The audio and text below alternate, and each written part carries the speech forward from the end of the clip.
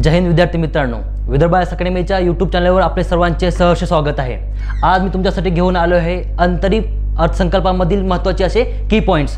तर तुम्हाला माहित असेल की 2024 मध्ये लोकसभेची निवडणूक होणार आहे। तत्पूर्वी सरकारने काय केलेले आहे, त्यांचा खर्च भागवण्यासाठी समोरील 2 ते 3 महिन्यासाठी काय केलं आहे, अनुदानाच्या मागण्या पूर्ण करण्यासाठी अर्थसंकल्प जाहीर केलेला आहे। ठीक आहे, तर ह्याला आपण एक प्रकारे अंतरिम अर्थसंकल्प असं म्हणू शकतो। तर आपणास काय पाहायचं नेमकं की अंतरिम अर्थसंकल्पामध्ये गव्हर्नमेंटने कोणकोणत्या महत्त्वाच्या गोष्टीविषयी उल्लेख केलेला आहे। ठीक आहे, ह्याविषयी पाहणार आहे। त्यानंतर गव्हर्नमेंटने या अर्थसंकल्पामध्ये काय सांगितलं आहे की आतापर्यंत आम्ही कशा प्रकारे कार्य केले, कोणकोणत्या डेव्हलपमेंट आणलेल्या आहेत, ह्या सुद्धा गोष्टी या अर्थसंकल्पामध्ये सांगितलेल्या आहेत।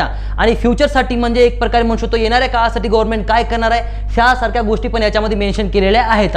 संबंधित की पॉइंट पाहिल्यानंतर असं वाटतं की गव्हर्नमेंट असं विचार करतोय की जून जुलैमध्ये एक प्रकारे जो अर्थसंकल्प येणार आहे, मेजर अर्थसंकल्प, तो सुद्धा हेच गव्हर्नमेंट मांडणार आहे। ह्याच आपण म्हणू शकतो विश्वासाने त्यांनी काय केलेला आहे, हा अर्थसंकल्प मांडलेला आहे। ठीक आहे, तर आपण यामध्ये संपूर्ण गोष्टी पाहणार आहे। चला तर मग आपण स्टार्ट करूया आजचा सेमिनार। आजचा सेमिनार कशामध्ये असणार आहे तर की पॉइंट्स इन बजेट, कोणत्या अंतरिम बजेटमध्ये 2024च्या। ठीक आहे, चला तर मग बघूया। पहा, तत्पूर्वी विदर्भ आयएस अकॅडमी मार्फत आधुनिक भारताचा इतिहास बदललेल्या अभ्यासक्रमानुसार हे नवीन पुस्तक आलेलं आहे। त्यामध्ये 1707 ते 1947 पर्यंतचा इतिहास कव्हर केलेला आहे, तर त्याचा तुम्ही लाभ घेऊ शकता। ठीक आहे,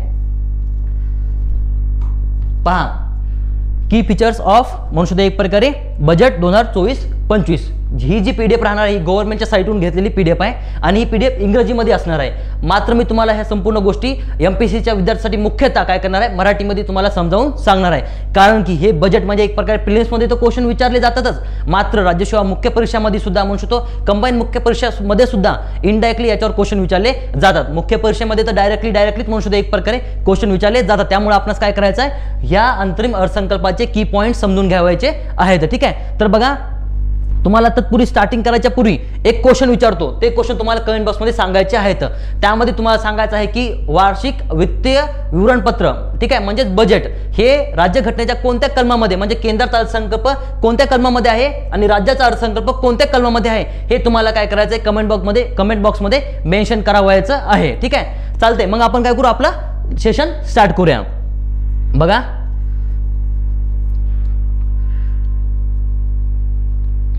हे गव्हर्नमेंटची पीपीटी आहे, गव्हर्नमेंटची पीपीटीच आपण पाहणार आहे।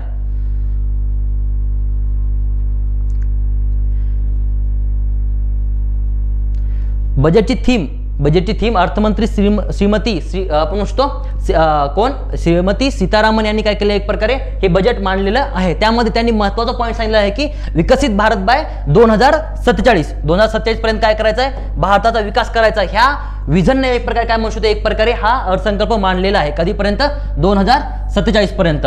आणि उद्देश काय आहे, लक्ष्य काय आपल्या अर्थसंकल्पाचं, ते सुद्धा पहिल्याच पॉईंट मध्ये मेन्शन केलेलं आहे। तर बघा, prosperous Bharat in harmony with nature, modern infrastructure आणि सोबतच ऑपॉर्च्युनिटीज फॉर ऑल, म्हणजेच एक प्रकारे काय म्हणत आहे तर समृद्ध भारत कसा, जो निसर्गासमोर म्हणू शकतो आपलं काय करत आहे, सोबती घेऊन चालत आहे निसर्गाला, आणि त्यामध्ये आधुनिक पायाभूत सुविधा आणि सोबतच सर्वांसाठी संधी, ह्या विजनच्या आधारित काय केलेला आहे, हा अर्थसंकल्प मांडण्यात आलेला आहे। ठीक आहे, आणि त्यामध्ये सर्वात प्रथम काय म्हणलेलं आहे, विकासाचा एक मंत्र सांगितलेला आहे, डेव्हलपमेंट मंत्र। तर डेव्हलपमेंट मंत्र कशा प्रकारे सांगितलं आहे तर बघा, त्यामध्ये आपल्याला सर्वांना माहिती आहे की मोठोच आहे की या गव्हर्नमेंटचा सबका साथ सबका विकास। त्यामध्ये काय केलेलं आहे, सर्वांसाठी सर्वसमावेशक डेव्हलपमेंटसाठी, म्हणजे कॉम्प्रेसिव्ह डेव्हलपमेंट फॉर ऑल साठी काय केलं, एक प्रकारे म्हणू शकतो सबका साथ सबका विकास हा मुद्दा सांगितलेला आहे। परंतु त्याच्यामध्ये एक नवीन तिकडी टाकलेली आहे, ती म्हणजे सबका साथ सबका विकास आणि सबका विश्वास। सोबतच यामध्ये काय केलेलं आहे, गव्हर्नमेंटनं आणखी एक तिकडी सांगितली आहे, ती तिकडी म्हणजे बघा लोकशाही। ठीक आहे, लोकशाही एक सांगितलेली आहे, पुढे आपण पाहणार आहे। त्याच्यामध्ये बघा, लोकशाही, डेमोग्राफी, नंतर डेमोक्रेसी, नंतर म्हणजे लोकसंख्या, लोकशाही आणि डायव्हर्सिटी, म्हणजे डायव्हर्सिटी बॅक्ड बाय सबका प्रयास, म्हणजे ही 3 त्रिसूत्री सांगितली। त्याच्यामध्ये कोणती, लोकसंख्या, लोकशाही आणि सर्वांचा प्रयत्न, म्हणजे सबका प्रयास, ह्या तिकडीवर आधारित काय करणार आहे, गव्हर्नमेंटनं डेव्हलपमेंटचा मंत्र सांगितलेला आहे, विकासाचा मंत्र सांगितलेला आहे। आणि त्यामुळे काय होणार आहे, एक प्रकारे ह्या सगळ्या गोष्टी केल्यानंतर डेव्हलपमेंट इंडिया होणार आहे कधीपर्यंत, 2047 पर्यंत। हे मेन पेज आहे कशाचं म्हणू शकतो, एक प्रकारे अर्थसंकल्पाचं। त्याच्यामध्ये काय सांगितलं त्यांनी, विजन सांगितलेलं आहे। ठीक आहे, हे आपण पाहिलेलं आहे। आता आपण पुढचा पॉईंट बघूया।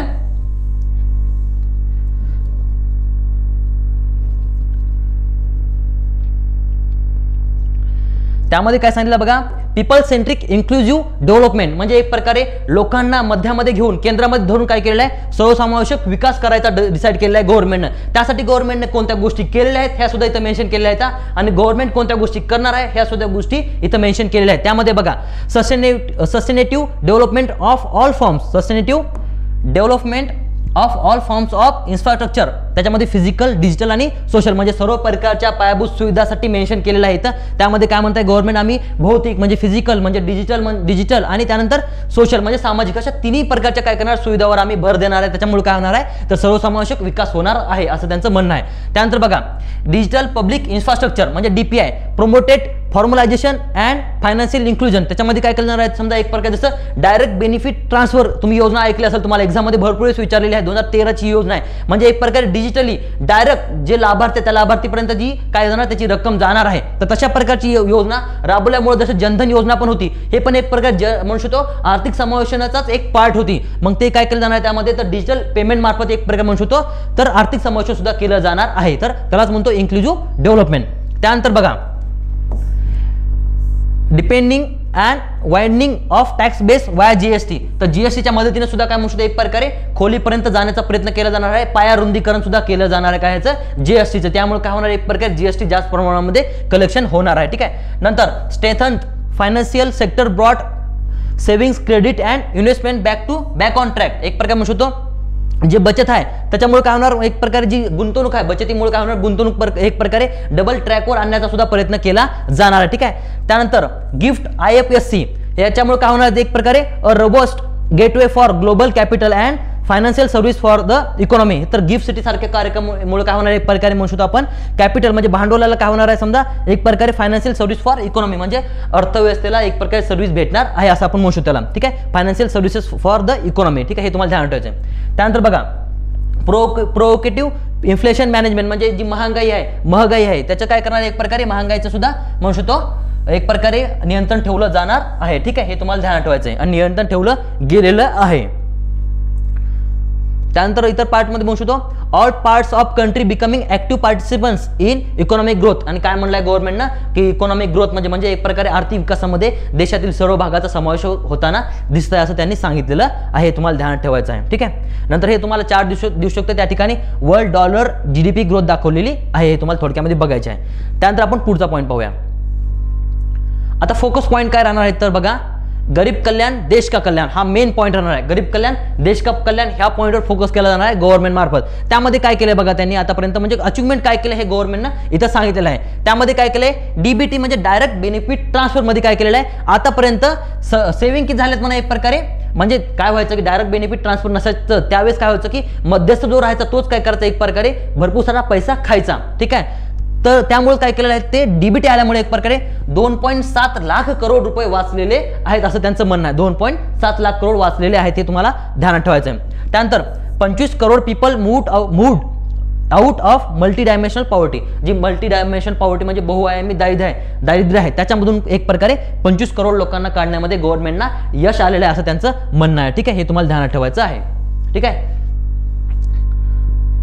त्यानंतर पुढचा पॉईंट बघा तुम्हाला माहिती असेल की PM स्वनिधी योजना आहे. PM स्वनिधी योजना आहे. तर PM स्वनिधी योजनेमध्ये काय केलं एक प्रकारे 78 लाख स्ट्रीट वेंडर्स काय केले एक प्रकारे म्हणू शकतो 78 लाख स्ट्रीट वेंडर्सला मदत केली आहे. कशामध्ये म्हणू शकतो व्याज देण्यामध्ये मदत केलेली आहे. तुम्हाला ध्यानात ठेवायचं आहे. ठीक आहे. त्यानंतर दुसरा पॉईंट आहे इम्पॉवरिंग द यूथ, तर यूथसाठी काय केलं आहे म्हणजे युवकांच्या विकासासाठी गव्हर्नमेंटनं काय केलेलं आहे ते सांगितलेलं आहे. तर 1.4 करोड यूथ किती 1.4 crore youth train under skill India mission, तर कौशल्य विकास भारत म्हणू शकतो एक प्रकारे कौशल्य भारत मिशन मध्ये काय केलं एक प्रकारे 1.4 करोड युवकांचा विकास केला हे सुद्धा सांगण्यात आलेलं आहे. तुम्हाला ध्यान ठेवायचं आहे. ठीक आहे. त्यानंतर बघा फॉस्टरिंग एंटरप्रेन्योरियल ठीक आहे aspirational of youth 43 crore loans sanctions under PM Mudra योजना, जे ऑन्टरप्रेन्योरशिप करणारे म्हणू शकतो नवीन नवे उद्योजक आहेत म्हणजे स्टार्टअप चालू करणारे तर त्यांना काय केलं एक प्रकारे मुद्रा योजना अंतर्गत काय केलेलं आहे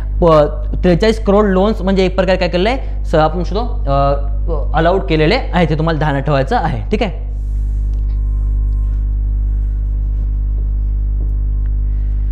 हे समजलं. त्यानंतर PM श्री योजना, PM श्री योजनेमध्ये काय केलं जाणार आहे तर म्हणू शकतो चांगल्या प्रकारच्या सुविधा असलेल्या गव्हर्नमेंटच्या काही शाळा सुद्धा स्थापन केल्या जाणार आहेत. ज्या शाळा आहेत त्यांना पण म्हणू शकतो चांगल्या दर्जाचं बनवलं जाणार आहे. ती पीएमश्री योजनेमध्ये काय केलेलं आहे, एक प्रकारे बजेटमध्ये रेट वाढले, जवळपास 6050 करोड रुपये त्यांना दिले जाणार आहेत त्यासाठी डेव्हलपमेंटसाठी. ठीक आहे. नंतर काही ठिकाणी प्रोनाउन्सिएशनमध्ये तुम्ही म्हणू शकतो कमी जास्त होऊ शकते, तेवढं तुम्हाला ऍडजस्ट करावायचं आहे. ठीक आहे. आता बघा पुढचा पॉईंट आहे IITs. तर गव्हर्नमेंटने काय केलं, 2014च्या पूर्वीचा आणि 2014च्या नंतरचे काही आकडे दिले. त्याच्यामध्ये 2014ला IITs 16 होत्या म्हणे, आता एकूण IITs किती आहेत तर 23 IITs झालेल्या आहेत असं गव्हर्नमेंटचं म्हणणं आहे. ठीक आहे. त्यानंतर एम्स बघा, एम्स किती झाले आहेत, 2014 पूर्वी 7 होत्या आणि 2022ला आता किती झाल्या, त्या एकूण 22 एम्स झालेल्या आहेत, ते तुम्हाला ध्यानात ठेवायचं आहे. नंतर युनिव्हर्सिटी सुद्धा बघा, युनिव्हर्सिटीज 723 होत्या, आता एकूण 1113 इतक्या झालेल्या आहेत असं ध्यानात ठेवायचं. तुम्हाला हे एक्झाम मध्ये मेन्सला विचारलं जाऊ शकतंय. ठीक आहे. तर याच्या आधीचा पार्ट म्हणून आपण म्हणू शकतो एक प्रकारे हे विचारलं जाऊ शकतंय.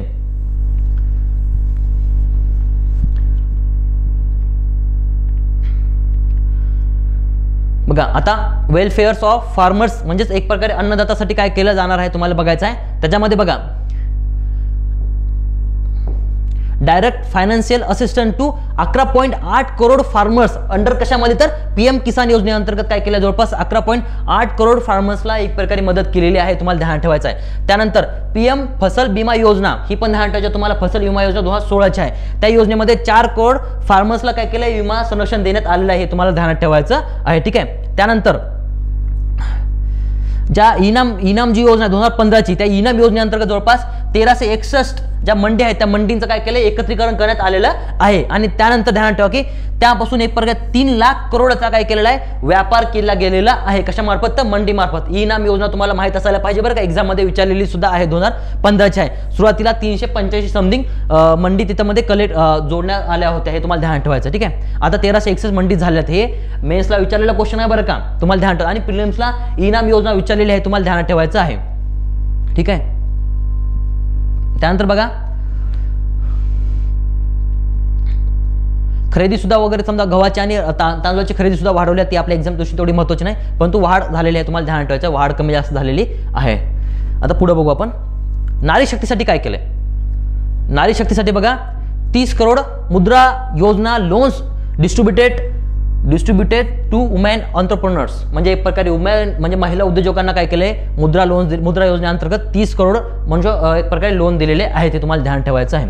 त्यानंतर बघा female enrolment in higher education, म्हणजे महिलांचा उच्च शिक्षणामध्ये सहभाग सुद्धा 28% काय केलं, एक प्रकारे वाढलेला आहे, तुम्हाला ध्यानात ठेवायचं आहे. नारी शक्तीसाठी योगदान दिलेलं आहे. त्यानंतर स्टेम कोर्सेस जे म्हणतो ते एज्युकेशन संबंधित आहेत, त्याच्यामध्ये सुद्धा एनरोलमेंट किती आहे महिलांची, म्हणजे म्हणतो नोंदणी तर 43% वाढलेली आहे, तुम्हाला ध्यानात ठेवायची आहे. ठीक आहे. त्यानंतर 1 crore women assisted by 83 lakh SHG, म्हणजे ठीक आहे small help groups to become Lakhpati Didi, जी गव्हर्नमेंटने लखपती दीदी योजना आणली होती, त्याच्यामध्ये महिलेला ड्रोन्स देऊन त्यांना एक प्रकारे लखपती बनवलं जाणार आहे. तर त्यामध्ये म्हणू शकतो एक प्रकारे 1 करोड वुमेनना काय केलेलं आहे, महिलांना मदत केलेली आहे. कशामार्फत 83 लाख म्हणजे बचत गटा मार्फत तुम्हाला दिसू येतं. ठीक आहे. त्यामुळे तुम्हाला ध्यान ठेवायचं की नारी शक्तीसाठी ह्या गोष्टी केलेल्या आहेत.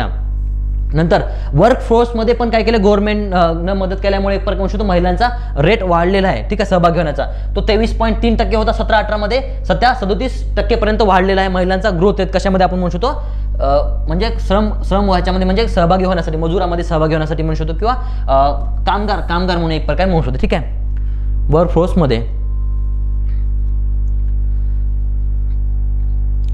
नंतर अमृतकालसाठी स्ट्रॅटेजी आहे, त्याच्यामध्ये 5 पॉईंट आहेत. त्याच्यामध्ये बघा सस्टेनेबल डेव्हलपमेंट म्हणजे शाश्वत विकासासाठी काय केलेलं आहे, तुम्हाला ध्यान ठेवायचं आहे. तर पहिला आहे commitment to meet net zero by 2070. तर 2070 पर्यंत नेट झिरो पर्यंत आणण्यासाठी हे उद्दिष्ट ठेवलेलं आहे, कार्बन उत्सर्जन, तुम्हाला ध्यान ठेवायचं आहे. तर एक्झामच्या दृष्टीने खूप महत्त्वाचं आहे. पहिलीच लाईन तुम्हाला ध्यान ठेवायची आहे. यासाठी मग सौर ऊर्जा म्हणू शकतो, नंतर कोळशाचं गॅसिफिकेशन करणे, द्रवीकरण करणे, ही कॅपॅसिटी वाढवलं जाणार आहे. ठीक आहे. हे तुम्हाला ध्यान ठेवायचं आहे. नंतर हे एक्झाम मध्ये विचारणार बरं का, आता हे मेन पॉईंट आहे रूफटॉप सोलरायझेशन. तुम्हाला प्रधानमंत्री सूर्योदय योजना माहित असेल, जी 22 जानेवारीला काय केली होती, लॉन्च केली होती. त्या योजनेअंतर्गत काय केलं जाणार आहे तर 1 करोड हाऊस होल्डसाठी म्हणजे 1 करोड घरासाठी काय केलं जाणार आहे तर 300 युनिट पर्यंत वीज मोफत दिली जाणार आहे. 300 युनिट पर्यंत वीज मोफत, ज्यांनी घरावर एक प्रकारे जर हे लावले रूफटॉप काय सोलरचे, तर त्यांना 300 युनिट बिजली मुफ्त भेटणार आहे. आणि त्यांना एक प्रकारे ते वीज विकणारे व्यक्तिमत्व पण बनवू शकतात. ही योजना त्यासाठी आणलेली आहे, तुम्हाला ध्यान ठेवायची आहे. नंतर ई बसेस वगैरे, ई व्हेकल वगैरे यासाठी पण पायाभूत सुविधा स्थापन केल्या जाणार आहेत, हे तुम्हाला ध्यानात ठेवायचं आहे बरं का. आपण सर्व की पॉईंट्स पाहता एक्झाम दृष्टीने जे येऊ शकतात, ठीक आहे. बायोफ्युल्स वगैरे सगळ्या गोष्टी केल्या जाणार आहेत, तुम्हाला ध्यानात ठेवायचं आहे. नंतर नॉन फॉसिल फ्यूल्स म्हणजे एक प्रकारे जे जीवाश्म इंधनावर आधारित असे नसणारे जे फ्यूल आहेत ते तुम्हाला त्याच्यावर पण म्हणू शकतो कॅपॅसिटी वाढवलेली आहे, तुम्हाला ध्यानात ठेवायचं आहे, ठीक आहे. त्याच्यामध्ये जवळपास 43.9% म्हणू शकतो वाढलेली आहे, तुम्हाला ध्यानात ठेवायचं आहे. नंतर प्रधानमंत्री उज्ज्वला योजनेअंतर्गत 10 करोड प्लस LPG कलेक्शन देण्यात आलेले आहेत, 10 करोड प्लस LPG कलेक्शन देण्यात आलेले आहे, तुम्हाला ध्यानात ठेवायचं आहे, ठीक आहे. त्यानंतर जी उजाला योजना आहे, उज्ज्वला नाही उजाला योजना, ठीक आहे. उजालामध्ये ही योजना, ठीक आहे. उज्ज्वला म्हणजे दुसरी आहे, ठीक आहे. तर उजाला योजनेमध्ये 36.9 करोड LED बल्ब्स दिलेले आहेत.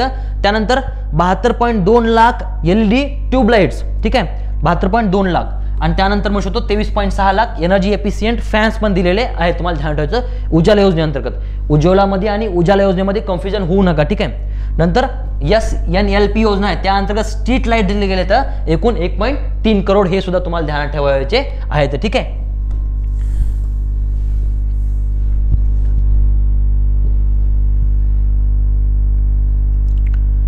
नंतर पुढचा आहे इन्फ्रास्ट्रक्चर आणि इन्व्हेस्टमेंट म्हणजे पायाभूत सुविधामध्ये कशा प्रकारची गुंतवणूक आहे ते तुम्हाला ध्यानात ठेवायचे आहे. बघा 3 मेजर रेल्वे कॉरिडॉर प्रोग्राम सुद्धा म्हणू शकतो एक प्रकारे लॉन्च केलेले आहेत गव्हर्नमेंटनं. कशा अंतर्गत तर PM गतिशक्ती योजनेअंतर्गत हे तुम्हाला ध्यानात ठेवायचं आहे, ठीक आहे. नंतर फॉरेस्ट इन्व्हेस्टमेंट सुद्धा वाढवली गेली आहे, तर त्याच्यामध्ये निगोशिएशन पण वाढलेलं आहे, तुम्हाला ध्यानात ठेवायचं आहे. त्यानंतर महत्त्वाचं आहे उडान योजनेअंतर्गत सुद्धा आपण म्हणू शकतो विमानतळांची वाढ करण्यात आलेली आहे, तुम्हाला ध्यानात ठेवायचं आहे, ठीक आहे. डेव्हलपमेंट केली जाणार आहे कॉम्प्रेसिव्ह सध्या असणाऱ्या विमानतळाची आणि नव्या विमानतळाची सुद्धा आपण म्हणू शकतो.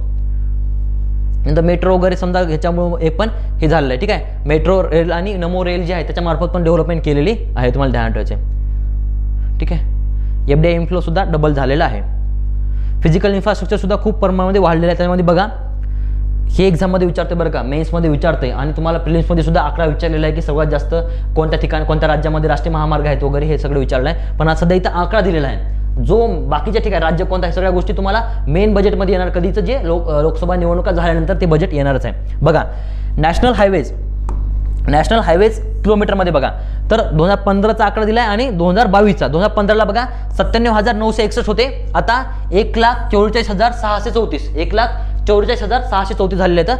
त्यानंतर तुम्हाला ध्यानात ठेवायचं आहे बघा मिलियन टन्समध्ये काय cargo traffic at major ports म्हणजे मेजर पोर्ट्स म्हणजे मुख्य बंदरामध्ये जी कार्गो ट्रॅफिक आहे ती किती आहे बघा वाढलेली आहे 581.3 टनवरून 720 टन इतकी वाढलेली आहे. त्यानंतर जे रेल्वेचा रूट आहे म्हणजे मार्ग आहे तो विद्युतीकरण करण्यामध्ये बघा 22,224 होता, तो आता किती झालेला आहे 50,394 इतका झालेला आहे, तुम्हाला ध्यान ठेवायचं आहे. त्यानंतर एअरक्राफ्ट मुवमेंट म्हणजे माल वाहतूक झालेली आहे कशामार्फत विमानामार्फत, ध्यान ठेवा. पहिले 16 मिलियन टन होती, आता 25 मिलियन टन झालेले आहे. त्यानंतर एअरपोर्टची संख्या सुद्धा नव्यानं जी 74 होती ती आता किती झाली आहे 149 इतकी झालेली आहे, तुम्हाला ध्यान ठेवायचं. ही आकडेवारी खूप महत्त्वाची आहे बरं का, खूपच महत्त्वाची आहे, जे तुम्हाला वन लाइनरमध्ये विचारली जाऊ शकते. डबल ट्रिपल मध्ये डायरेक्ट आकडे वाढलेले आहेत बरं का, एवढी डेव्हलपमेंट झालेली आपल्याला दिसून येते गव्हर्नमेंटची.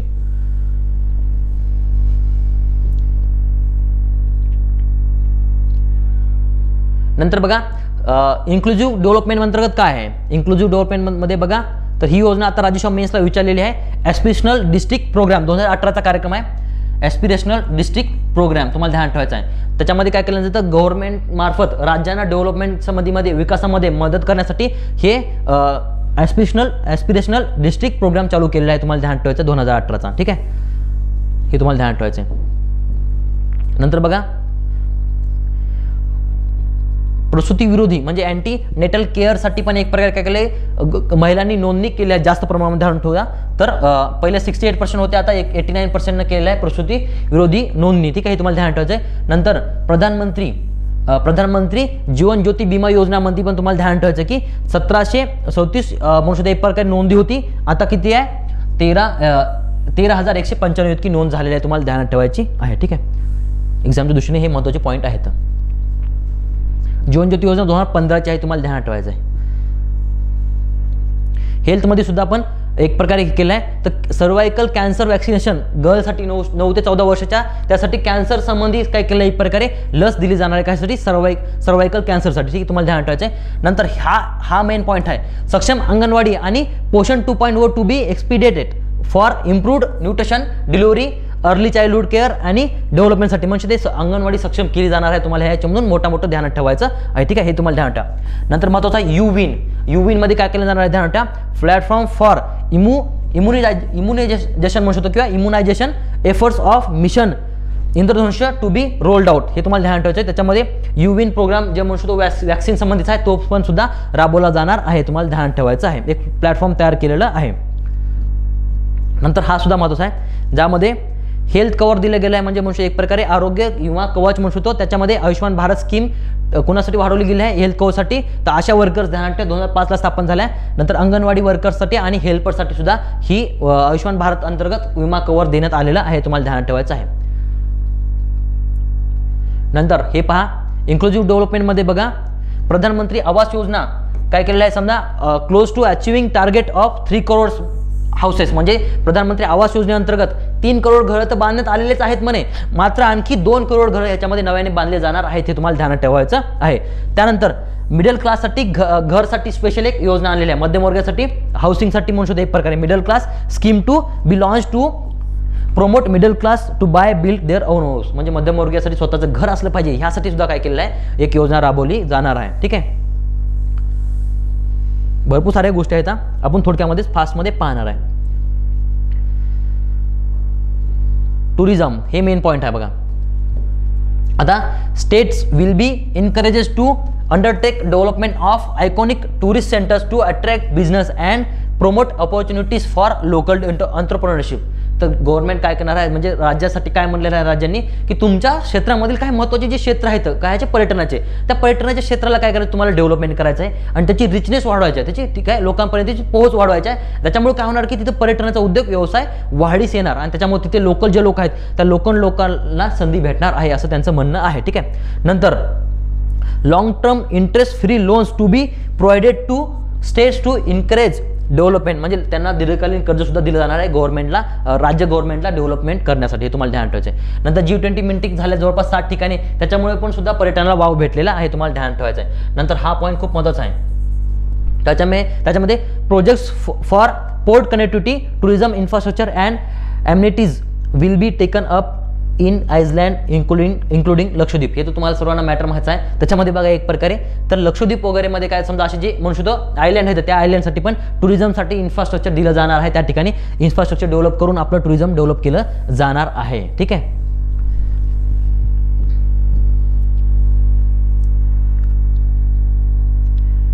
ॲग्रिकल्चर आणि फूड प्रोसेसिंग हा पण मुद्दा याच्यामध्ये तुम्हाला दिसून येतो. त्याच्यामध्ये महत्त्वाचं बघा, गव्हर्नमेंट काय करणार आहे तर पोस्ट हार्वेस्ट म्हणजे काढणीनंतर, म्हणजे पीक काढणीनंतरच्या ॲक्टिव्हिटीज ज्या असतात त्या ॲक्टिव्हिटीजमध्ये गव्हर्नमेंट आणि पब्लिक इन्व्हेस्टमेंट पण वाढवणार आहे, ठीक आहे. हे तुम्हाला ध्यान ठेवायचं आहे. त्यानंतर नॅनो DAP, इफको या कंपनीने नॅनो DAP आणलेला आहे. तर भारतातल्या जे 21 म्हणू शकतो एक प्रकारे ॲग्री क्लायमेट झोन आहेत, त्या ॲग्री क्लायमेट झोनमध्ये काय केलं आहे एक प्रकारे हे नॅनो DAP प्रोव्हाइड केला जाणार आहे, कारण की हा नॅनो DAP खूप महत्त्वाचा आहे आणि राज्यसेवा मेन्सला याच्यावर क्वेश्चन आलेला आहे नॅनो DAPवर, तुम्हाला ध्यान ठेवायचं आहे. त्यानंतर आत्मनिर्भर ऑइल सीड अभियान सुद्धा राबवलं जाणार आहे, त्याच्यामध्ये तेल बियांवर मुख्य भर दिला जाणार आहे, तुम्हाला ध्यानात ठेवायचं आहे, ठीक आहे. नंतर सोबतच ईशान्य भारतावर सुद्धा भर दिला जाणार आहे, तुम्हाला ध्यानात ठेवायचं आहे, ठीक आहे. नंतर दूध उत्पादक लोकांसाठी पण महत्त्वाचं काम केलं जाणार आहे, दूध उत्पादक लोकांसाठी सुद्धा काम केलं जाणार आहे, तुम्हाला ध्यानात ठेवायचं आहे. नंतर PM मत्स्य संपदा योजना लॉन्च केली होती, त्यासंबंधी पण काम केलं जाणार आहे, तुम्हाला ध्यानात ठेवायचं, ठीक आहे.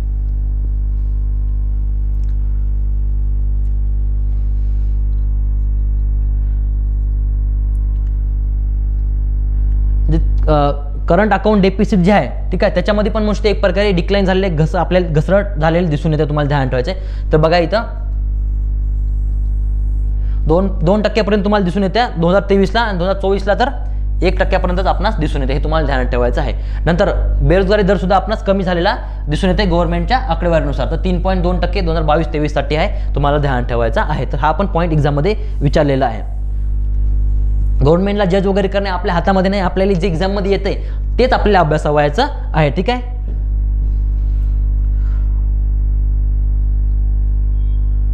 डिजिटल ट्रान्झॅक्शन सुद्धा वाढलेले आहेत खूप मोठ्या प्रमाणात, तुम्हाला ध्यान ठेवायचं आहे. तर करोडमध्ये बघितलं तर आपण 12,000 प्लस आकडा जर पाहिला जवळपास 13-14,000 करोड लोक त्या ठिकाणी आपण म्हणू शकतो. ठीक आहे. नंतर GNPS वगैरे पण वाढलेले ते आपण पाहायचं नाही. नंतर GST कलेक्शन सुद्धा जवळपास 1.7 लाख करोड पर्यंत वाढलेलं आपल्याला दिसून येतं. ठीक आहे. 23-24 मध्ये. ठीक आहे. तुम्हाला ध्यान ठेवायचं आहे.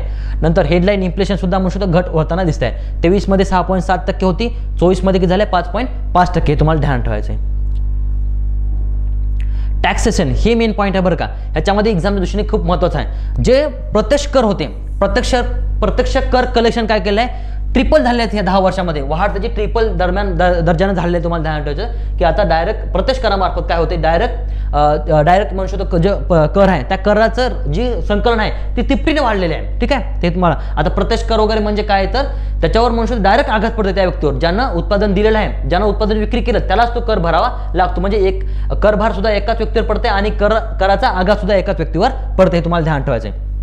नंतर रिटर्न जे असतात समजा रिटर्न फिलर जे आहेत ते सुद्धा 2.4% वाढलेले आहे. तुम्हाला ध्यान ठेवायचं आहे 2.4 टाइम्स. ठीक आहे. नंतर रिफंड सुद्धा वाढलेले आहेत. हे तुम्हाला ध्यान ठेवायचं. जे 93 दिवसामध्ये रिफंड व्हायचं ते आता फक्त 10 दिवसामध्ये रिफंड झालेलं आपल्याला दिसून येते. ठीक आहे. मंथली GST सुद्धा वाढलेला 1.66 लाखापर्यंत गेलेला आहे. हे तुम्हाला ध्यान ठेवायचं आहे.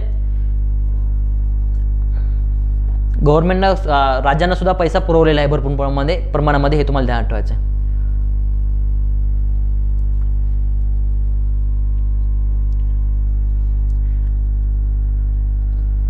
टॅक्सेशन मध्ये कंटिन्युटी वगैरे हा एक पॉईंट आहे, ते आपल्या कामाचं नाही. बघा सेम काय केलं आहे, समजा टॅक्स वगैरे सेम ठेवलेला आहे. मागे जो टॅक्स स्लॅब होते तेच टॅक्स स्लॅब सेम ठेवण्यात आलेले आहेत. त्यानंतर हा मेन पॉईंट आहे की retention of same tax rent. त्याच्यामध्ये बघा कॉर्पोरेट टॅक्स काय केला 22% ठेवलेला आहे. कायसाठी, तर एक्झिस्टिंग डोमेस्टिक कंपनीज म्हणजे देशी कंपन्यासाठी. त्यानंतर ध्यान ठेवा 15% for certain new manufacturing company, नवीन ज्या कंपन्या आहेत नवीन उत्पादन स्थापन करण्यात त्यासाठी 15% हे ठेवण्यात आलेलं आहे. नंतर no tax liability for tax payer with income up to म्हणू शकतो 7 lakh under the new tax regime, म्हणजे 7 लाखापर्यंत टॅक्स माफ आहे. जे जुने स्लॅब होते ते स्लॅब इथं ठेवण्यात आलेले आहेत. ठीक आहे. त्याच्यामुळे ते बी तुम्हाला ध्यानात ठेवायचं आहे.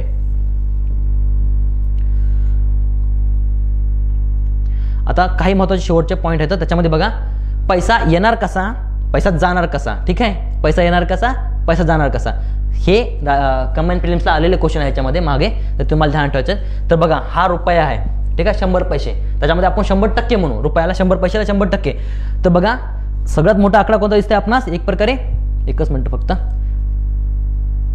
कम्स फ्रॉम, रुपया येतो कसा, रुपया येतो कसा बघा, तर बॉरोईंग आणि अदर लायबिलिटीज म्हणजे इतर बॉरोईंग म्हणजे आपण कर्ज घेणे म्हणजे 28% आहे. हा एक्झाममध्ये क्वेश्चन विचारला होता. सगळ्यात जास्त रुपया कसा येते, 28% कर्ज घेण्यामध्ये येते. ध्यानात ठेवायचं आहे. नंतर इन्कम टॅक्स. ठीक आहे. इन्कम टॅक्स म्हणजेच आयकरमध्ये म्हणू शकतो एक प्रकारे 19%. ठीक आहे. नंतर युनियन एक्साइज ड्युटीजमध्ये 5%. ठीक आहे. नंतर कॉर्पोरेशन टॅक्स 7%. हे दिसलं. एक नंबर इथं देऊ आपण बॉरोईंग अँड अदर लायबिलिटीज. नंतर GST आणि अदर कलेक्शनमध्ये 2 नंबरला द्या. हे क्रम विचारतं एक्झाममध्ये. 3 नंबर द्या कॉर्पोरेशन टॅक्स. इथं आपण 2 नंबर इन्कम टॅक्स आहे, 3 नंबर GST आहे. तुम्हाला ध्यान ठेवायचं. 4 नंबर काय येणार, 4 नंबर कॉर्पोरेशन टॅक्स. ठीक आहे. हे तुम्हाला ध्यान ठेवायचं. नंतर 7% आहे नॉन टॅक्स रिसिप्ट. ठीक आहे. हे तुम्हाला ध्यान ठेवायचं. नंतर 4% आहे कस्टम्स. नंतर नॉन डेप्ट कॅपिटल रिसिप्ट आहे 1%. तर मेन आहे बॉरोईंग किती आहे आपण म्हणू शकतो 28%. नंतर इन्कम टॅक्स 19%, GST म्हणू शकतो 18%. हे तुम्हाला ध्यान ठेवायचं आहे. ठीक आहे. हे रुपया येणार असा, रुपया आता जाणार कसा बघूया, कारण रुपया जसा आला तसा जाणार पण आहे ना, तोच बघायचा आपल्यास. ठीक आहे.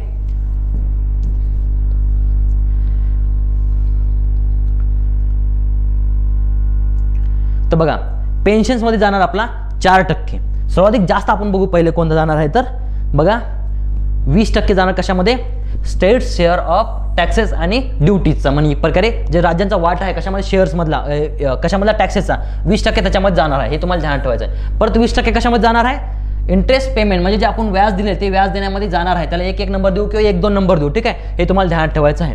त्यानंतर बघा 16% आहे सेंट्रल सेक्टर स्कीम म्हणजे 16%, केंद्र पुरस्कृत योजना 16% जाणार आहे. तुम्हाला ध्यान ठेवायचं आहे. 16% कुठं जाणार, केंद्राने पुरस्कृत केलेल्या योजना 16% झाला. आता शेवटी 9 नंबरचा बघा 9% बघा अदर इतर खर्चामध्ये 9% जाणार आहे, ठीक आहे, इतर खर्च 9%. त्यानंतर 8% बघा डिफेन्स म्हणजे संरक्षणासाठी 8% जाणार रुपया, ठीक आहे. नंतर परत केंद्र पुरस्कृत योजना 8%, सेंटर फक्त केंद्राच्या योजनासाठी तर 16% आहे, सॉरी त्याच्यामध्ये आपलं चुकलं थोडंसं.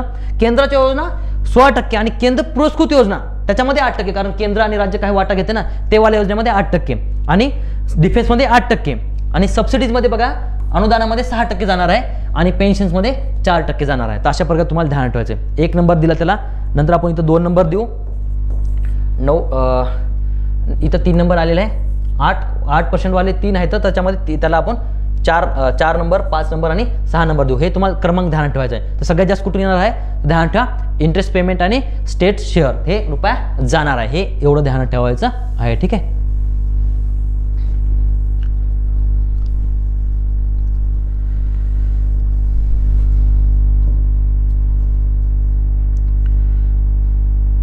नंतर हा पुढचा पार्ट आहे, त्याच्यामध्ये कोणकोणत्या मिनिस्ट्रीला कशा प्रकारे देण्यात आलेला आहे, किती पैसा देण्यात आलेला आहे, ते लाख करोडमध्ये आहे बघा. तर डिफेन्ससाठी 6.2 लाख करोड देण्यात आलेले आहेत. थोडक्यात वाचून घेऊ आपण.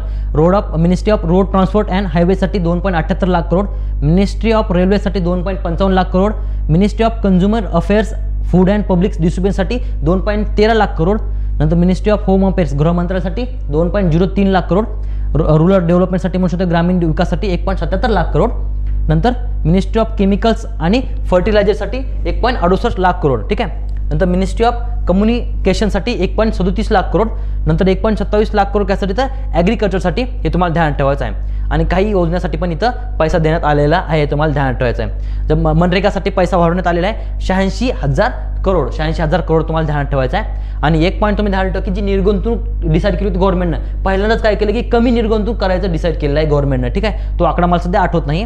तर बघा नंतर आयुष्यमान भारतसाठी पण काय केलं आहे जवळपास development semiconductors and display वगैरे, modified program for development of semiconductors and display, त्याच्यामध्ये काय केलेलं आहे 7,500 झालेले आहेत, हे तुम्हाला ध्यानात ठेवायचं आहे. नंतर प्रोडक्शन लिंक्ड इनिशिएटिव्ह स्कीम हे तुम्हाला बघायचं आहे. त्याच्यामध्ये बघा त्याच्यामध्ये पण 6,200 समथिंग झालेले आहेत. नंतर बघा आयुष्यमान भारत योजनेअंतर्गत बघा 6,903 वगैरे हे आहे. नंतर नॅशनल ग्रीन हायड्रोजन मिशनसाठी पण 600 वगैरे दिलेला आहे आकडा, तुम्हाला ध्यान ठेवायचं. हे आकडे एक्झाममध्ये विचारायचे चान्सेस थोडे कमी आहेत, परंतु थोड्यात बघा. नंतर सोलार पॉवर ग्रीड जे आहे ते पण 8,500 वगैरे म्हणू शकतो एक प्रकारे, ठीक आहे. अशा प्रकारे आहे.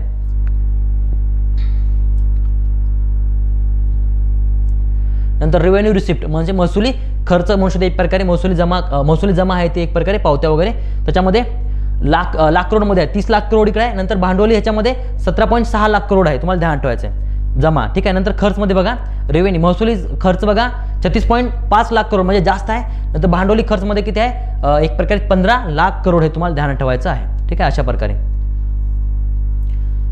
चालते. अशा प्रकारे आपलं महत्त्वाचं सेशन संपलेलं आहे. अशा प्रकारे आपण अर्थसंकल्पाचे महत्त्वाचे की पॉईंट असे पाहिलेले आहेत जे एक्झाममध्ये येणार आहेत. तुम्ही राज्यसेवा मेन्सचा जेव्हा अभ्यास करता तेव्हा हे पॉईंट एक्झाममध्ये विचारले जातात, ठीक आहे. आणि जेव्हा आपलं मेन बजेट येणार, कधीच एक पर्याय म्हणू शकतो जेव्हा लोकसभेच्या निवडणुका होतील तेव्हा जे मेन बजेट येणार आहे त्या मेन बजेटच्या वेळेस तुम्हाला आणखी तिथं अभ्यास करावायचा आहे. आणि यावर्षी आर्थिक पाहणी आलेली नाही, कारण की जेव्हा नवीन लोकसभा येईल तेव्हा ती आर्थिक पाहणी येणार आहे, ठीक आहे. तर तुम्हाला हे लेक्चर कसं वाटलं तुम्ही कमेंट बॉक्समध्ये मेन्शन करू शकता. तोपर्यंत जय हिंद, जय महाराष्ट्र.